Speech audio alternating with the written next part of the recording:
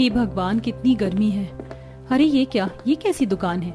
लिखा है हमारे यहाँ सभी तरह के अच्छे और महंगे ड्रिंक्स मिलते हैं। लगता है ये कोई नई ड्रिंक्स की दुकान खुली है। जरा देखूं तो कौन कौन से ड्रिंक्स हैं यहाँ। लिखा है मोकटेल, कॉकटेल, मोजीतो। ये भगवान, ये क्या क्या है? वाओ, क्या ड्रिंक्स हैं। ऐसे तो सिर्फ मैं ही अफोर्ड कर सकती हूँ। ओह, गरीबों की देवी भी यहाँ है। रागिनी तुम? हाँ मैं। और मुझे देखकर ऐसे चौंक क्यों रही है? यहाँ होना मेरा तो नॉर्मल है, लेकिन आप यहाँ कैसे? मेरा मतलब महंगे ड्रिंक्स की दुकान के बाहर आप खड़ी हुई कुछ अच्छी नहीं लग रही हो। यहाँ पर रहम खाकर फ्री में ड्रिंक्स नहीं दी जाती हैं। अंडरस्टूड? चुप करो रागिनी, मैं यहाँ कोई फ्री की ड्रिंक लेने नहीं आई हूँ। मैं तो बस देख रही हूँ कि यहाँ एक नई दुकान खुल गई है। भाभी ज्यादा सफाई मत दो, मैं अच्छे से जानती हूँ आपके जैसे लोगों को। आप रुआवजा लेकर जा रही हो, सही है। आपके जैसे गरीब यही 50 रुपए वाली ड्रिंक पीने के ही लायक है। पियो पियो, यही पियो। वैसे अंदर रुआवजा नहीं मिलता, सस्ता होता है ना। मैं तो मोहितो के साथ और भी ड्रिंक लेकर जा रही हूँ।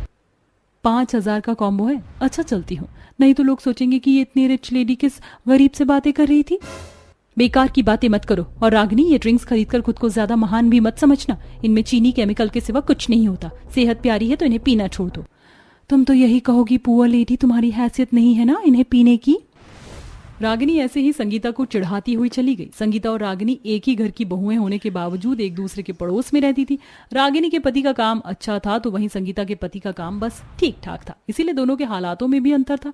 सास कमला अपने छोटे बेटे बहू के साथ रहती थी। रागिनी के चिढ़ाने के बाद संगीता उसकी बातों को इग्नोर करते हुए घर पहुंची, जहां अरे वाह, ये स्ट्रॉबेरी ड्रिंक और मोहितो कौन लाया?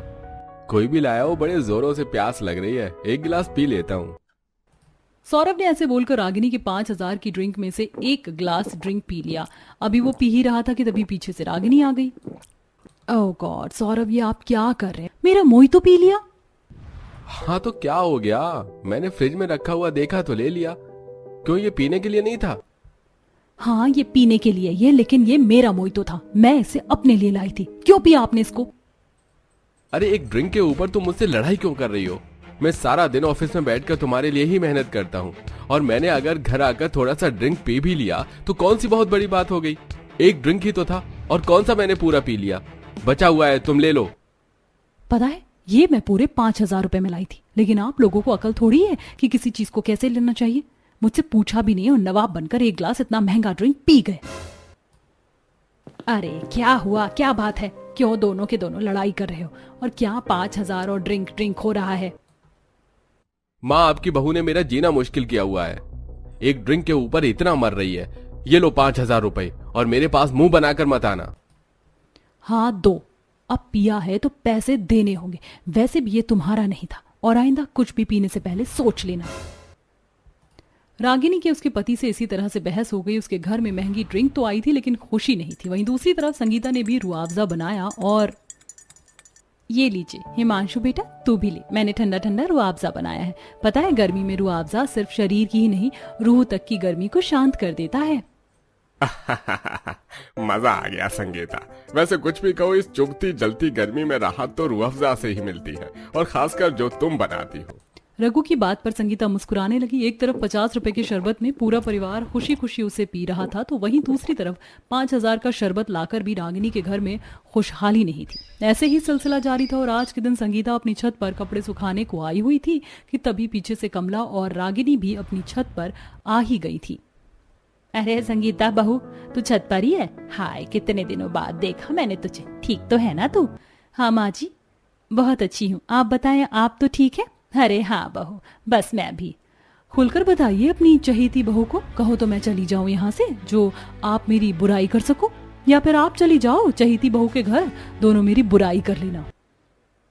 भाभी पिला देना माँ जी को कुछ सस्ता सा, मैं तो नीचे जाकर अपना महंगा ड्रिंक पी रही हूँ। रागिनी, ज्यादा ये बाहर से ड्रिंक मत पिया करो, इनमें केमिकल के सिवा कुछ और नहीं होता। तुम्हें मैंने पहले भी बताया था, तुम समझ रही हो ना? नहीं, नहीं समझ रही हूँ। तुम जैसी औरतों को ना मैं अच्छे से जानती हूँ। वो खुद तो अच्छा खा पी नहीं सकती हैं, तो सोचती है कि दूसरे को भी क्यों खाने पीने दे, क्यों, है ना? लेकिन मैं आपकी बातों में नहीं आऊंगी। जो मेरा दिल करेगा, जैसे दिल करेगा, मैं वैसे पीऊंगी।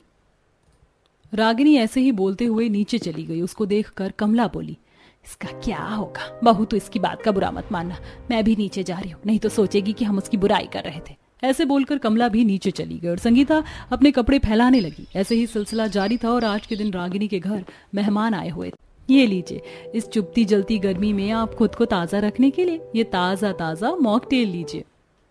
अरे क्या बोल रही हो बहू? मॉकटेल? हम ये अला बला नहीं पीते हैं। क्या बोल रही है बहू? मॉकटेल? हम ये अला बला नहीं पीते हैं। क्या कहा? अला बला? अरे ये कोई अला बला नहीं, बहुत महंगी ड्रिंक है। कितनी भी महंगी हो बहू रानी, लेकिन हम ये सब नहीं पीते। तुमने हमें पानी पिला दिया, काफी है। अच्छा कमला जी, तो संगीता अपने परिवार के साथ बाजू वाले घर में रहने लगी है, चलिए हम उसके यहाँ भी हो आते हैं। मेहमान रागिनी का महंगा ड्रिंक ऐसे ही रखा हुआ छोड़कर संगीता के घर को आ गए, जहाँ जाने के बाद संगीता ने 50 रुपए के कुछ नींबू से नींबू पानी बनाया और उन्हें पिलाया और मेहमानों की अच्छे से मेहमान नवाजी की। वाह बहू, बस गर्मी में तो ये चीज पीने के लायक है। मेहमानों ने नींबू पानी बड़े ही शौक से पिया और वो वहां से भी चले गए। ऐसे ही सिलसिला जारी था और यही सब चलते चलते अब काफी दिन बीत चुके थे। दिन बढ़ने के साथ साथ गर्मी भी बढ़ने पर ही थी। जहां रागिनी रोजाना ड्रिंक्स पर हजारों रुपए खर्च कर देती थी, वहीं संगीता 50 रुपए में भी सबको मनचाहा ड्रिंक बनाकर पिला देती थी। आज संगीता का परिवार गर्मी की वजह से बाहर बैठकर शिकंजी पी रहा था कि तभी काम से सौरभ लौटा। अरे सौरभ, अरे यहाँ कैसा है तू? ठीक हूँ भैया, और बताओ क्या चल रहा है? ये लो देवर जी, आप भी पियो, ये चीजें गर्मी में शरीर के लिए बहुत अच्छी हैं। शुक्रिया भाभी। अरे वाह, क्या स्वादिष्ट शिकंजी है। वैसे कुछ भी कहो, इस सबसे ज्यादा मजेदार कोई दूसरी चीज हो ही नहीं सकती है। सौरभ ऐसे ही शिकंजी को पीने लगा और 4 बातें करके वो अपने घर में चला गया। उसे बाहर अपने भाई से बात करते हुए रागिनी ने देख लिया था। आ गए आप? ये लीजिए, मैं ये ड्रिंक 5000 रुपए में आज ही लाई हूँ, पी लीजिए, अच्छा है। नहीं नहीं, मुझे नहीं चाहिए ड्रिंक। क्यों? अभी बाहर तो बड़ा हंस हंस कर पी रहे थे, मेरे ड्रिंक से क्या परेशानी है? क्या है रागिनी, तुम क्यों मेरे ऊपर बात सी निगाह रखती हो? सही बात बोल दो तो आपको ये बातें रहती हैं। रागिनी और सौरभ ऐसे ही बहस करने लगते हैं कि तभी रागिनी को उपकाई आती और वो उल्टी करने को भागी। इसे अचानक क्या हो गया? सौरभ भी रागिनी के पीछे गया। आज के बाद से अब हर रोज रागिनी का दिल ऐसे ही घबराया हुआ रहने लगा था। उसका कुछ खाने पीने का भी दिल नहीं करता था। अभी सब ऐसे ही चल रहा था कि आज के दिन कमला रागिनी को डॉक्टर के यहाँ लेकर पहुंची और वहां चेकअप से पता चला, कमला जी, आपकी बहू को डायबिटीज हो गई है। ज्यादा शुगर ड्रिंक्स और गर्मी में ज्यादा ठंडी और मीठी चीजें लेने की वजह से 100 में से 10 को ये प्रॉब्लम हो ही जाती है। अब आपको ध्यान रखना है कि ये कोई भी शुगर चीज न ले। अगर ठंडे का दिल करे तो सिर्फ बिना चीनी का नींबू पानी। अगर इन्होंने लगकर परहेज कर लिया तो अब ये डायबिटीज की शुरुआत है, ये ठीक हो जाएगी। डॉक्टर की बात सुनकर रागिनी चौंक गई। अब उसे एहसास भी हो रहा था कि उसकी सास और संगीता ने उसे कितना समझाया था, लेकिन उसने ही किसी की बात को नहीं माना। माँ जी, मुझे माफ कर दीजिए, मैंने आपकी बात को सीरियसली नहीं लिया और मैं इन 5000 की ड्रिंक की शान समझने के चक्कर में चीनी और केमिकल्स पीती रही। समझाया तो मुझे संगीता भाभी ने भी था, लेकिन मेरा बहस वाला दिमाग नहीं समझ पाया। मैं शर्मिंदा हूँ। रागिनी को अब एहसास हो गया था। उसने अब से मन में सोच लिया था कि वो संगीता से भी कोई बैर नहीं रखेगी। उसने जमकर परहेज किया, जिससे कि उसकी डायबिटीज भी सही हो गई और फिर सभी मिलजुल कर खुशी खुशी रहने लगे। वाह, आखिर वो दिन आ ही गया जब मेरे सबसे छोटे बेटे के सर पर भी सेहरा बंधा। बहू आजा, कलश को गिराते हुए घर के अंदर प्रवेश कर। हे भगवान, कितनी गर्मी है और ऊपर से मेरा ये लहंगा और ज्वेलरी इतनी ज्यादा हैवी है कि बस मेरी तो जान ही निकली जा रही है। जल्दी से अंदर जाकर मैं तो हवा में बैठना चाहती हूँ। रानी दरवाजे पर खड़े खड़े ऐसे ही सोचने लगी, क्योंकि उसे अपनी शादी के लहंगे में गर्मी और उलझन महसूस हो रही थी। कुछ ही देर में उसके गृह प्रवेश की रस्म हो गई और उसे कमरे के एक कोने में बैठा दिया गया। रानी की आज ही गंगा के सबसे छोटे बेटे देव से शादी हुई थी। अभी रानी कोने में ही बैठी थी कि तभी घर में कितने मेहमान हो रहे हैं। एक तो पहले ही मेरा एक कमरे वाला ससुराल है, ऊपर से इतने लोगों ने कमरे में गर्मी की हुई है। भाभी, कैसे चुप चुप बैठी हुई हो? मैं क्या बोलूं? शेफाली, ये इतने सारे लोग कौन हैं और ये लोग कब अपने अपने घर जाएंगे? भाभी, ये सभी लोग कोई बाहर के लोग नहीं है, आपको पता नहीं है क्या? ये सारे तो हमारे घर के ही मेंबर्स हैं। हमारा परिवार मोहल्ले का सबसे बड़ा परिवार है। हमारे परिवार में टोटल 29 सदस्य हैं और अब तो आप भी आ गई हो, तो अब हम पूरे 30 हो गए। क्या कहा? एक ही कमरे में 30 सदस्यों वाला परिवार? हे भगवान, यहाँ पर सभी का खाना पीना और सोना कैसे होता है? रानी का एक ही कमरे के ससुराल में 30 लोगों के बारे में सुनकर दिमाग घूम गया। कुछ देर तक तो रानी ऐसे ही बैठी रही, लेकिन फिर रात को सभी के सोने की बारी आ गई। पहले तो हम यहाँ सो जाते थे, लेकिन अब बहू भी आ गई है। देव, अगर मैं यहाँ पर ऐसे और इधर ऐसे आड़ी करके चटाई बिछाऊं तब भी हम सभी का काम नहीं होगा। मेरी तो आज समझ नहीं आ रहा कि मैं सभी को कैसे और कहाँ रखूं। माँ पूरा कमरा नाप दिया, लेकिन एक ही मेंबर के बढ़ने से कमरे में कैसे भी सोने की जगह फिक्स नहीं हो रही। एक तो हम पहले से ही 29 थे। चलो एक काम करते हैं, आप सभी पहले की ही तरह कमरे में सो जाओ और मैं और रानी दोनों बाहर चारपाई बिछाकर सो जाएंगे। हे भगवान, बाहर? अरे ये आदमी पागल है क्या? शादी की पहली रात पर दूल्हा और दुल्हन को बाहर कौन सुलाता है? रानी देव की बात पर कुछ भी नहीं बोल पाई और सभी घर वालों ने उन दोनों को बाहर ही चारपाई बिछाकर सोने को भेज दिया। वहीं दूसरी तरफ घर वाले एक ही कमरे में गर्मी में फंस फंस कर लेट गए। पायल, जरा थोड़ी सी सरक जाओ, यहाँ शोक लेटा हुआ है। क्या सरक जाऊं भाभी, मेरे पास भी जगह नहीं है। ऐसे ही बहस करते हुए और करवटें बदलते हुए गर्मी में अंदर वालों की रात कटी, तो वहीं दूसरी तरफ रानी और देव दोनों बाहर परेशान हो रहे थे। हे भगवान, यहाँ बाहर कितने मच्छर लग रहे हैं। देव जी, आप क्या पागल वागल हैं? नई बहू को बाहर ले आए। माफ करना रानी, अगर तुम यहाँ कंफर्ट महसूस नहीं कर पा रही हो तो मैं तो तुम्हें इसलिए यहाँ लेकर आया था ताकि तुम अंदर इन लोगों के बीच में परेशान ना हो जाओ। अगर तुम्हें यहाँ दिक्कत लग रही है तो कल से तुम अंदर ही सो जाना। देव और रानी की रात भी ऐसे ही बेचैन गुजरी। किसी तरह घड़ियां गिन गिन कर सुबह हुई और सुबह के वक्त, बहू, रानी बहू कहाँ है? हाँ माँ जी, मैं यहाँ हूँ। आगे को आ जा, तू तो दिखाई भी नहीं दे रही। 30-30 लोगों के परिवार में एक एक सदस्य को ढूंढना मुश्किल है। जी माँ जी, सही कहा आपने। बोलिए, आप क्या बोल रही थी? बहू, गरीब लोग हैं, तेरी पहली रसोई का भी कोई खास इंतजाम नहीं है। तू एक काम कर, सभी के लिए चूल्हे पर चाय और पराठे बना दे। तेरे हाथ के नाश्ते में ही हमारी पहली रसोई हो जाएगी। गंगा के बोलने पर रानी आगे आई और चूल्हे पर 30-30 लोगों के लिए नाश्ता बनाने लगी। उसने चूल्हे पर चाय के लिए बड़ा सा भगोना चढ़ा दिया, जिसके बाद उसने उसी के अंदर चाय बनाई। हे भगवान, इस छोटे से कमरे में मुझे मिलाकर पूरे 30 लोग हैं और चूल्हा भी यहीं पर ही जल रहा है। मेरी तो हालत ही खराब होती जा रही है। कितनी गर्मी है। हे भगवान, पसीना तो सर से लेकर पाँव के नाखून तक आ रहा है। रानी, जल्दी से चाय बनाओ, ये चूल्हे की गर्मी ने घर को और भी ज्यादा गर्म कर दिया है।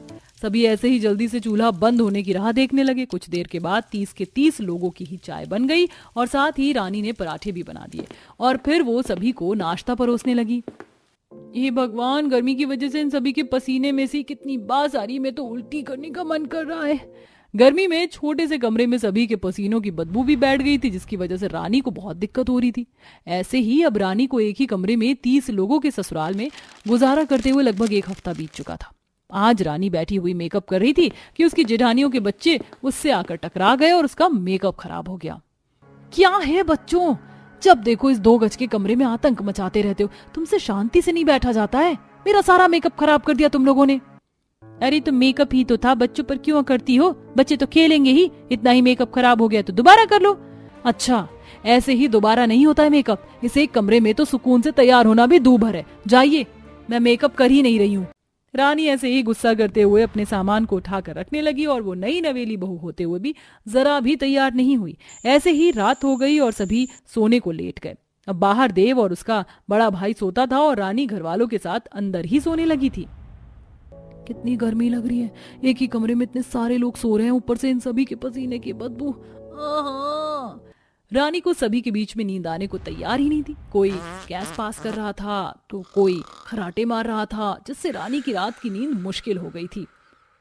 ऐसे ही रानी का समय अपने ससुराल में बीत रहा था और सभी के साथ एक ही कमरे में रहते रहते रानी बहुत ज्यादा चिड़चिड़ी हो चुकी थी। आज रानी सभी के लिए सब्जियां लेकर घर जा रही थी।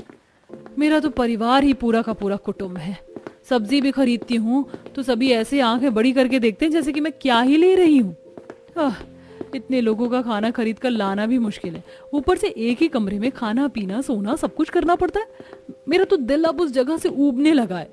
बच्चे मेरे सामान को खराब कर देते हैं। और रानी ऐसे ही खुद से ही अपना दिल हल्का करते हुए घर आ रही थी।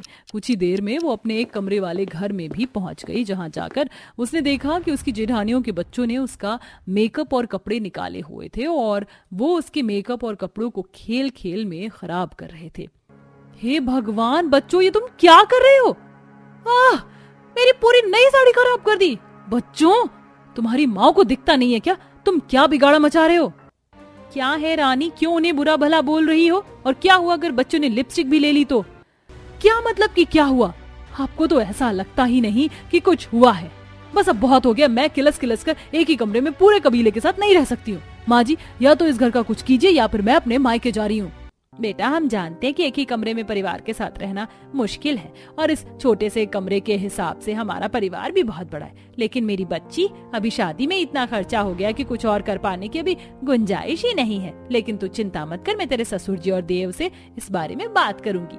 गंगा ने ऐसे बोलकर उस वक्त बात को संभाल लिया, लेकिन रानी को भी गुस्सा आ चुका था। उसने देव और बाकी घर के मर्दों के घर आने के बाद दूसरे घर की बात की, जिससे कि देव बोला, बिना किसी बहुत सारी पूंजी के भी घर बन जाएगा अगर हम सरकारी योजना के अंतर्गत घर बनवाएं, लेकिन इन कामों में बड़े पापड़ बेलने पड़ते हैं। वो काम कौन करेगा?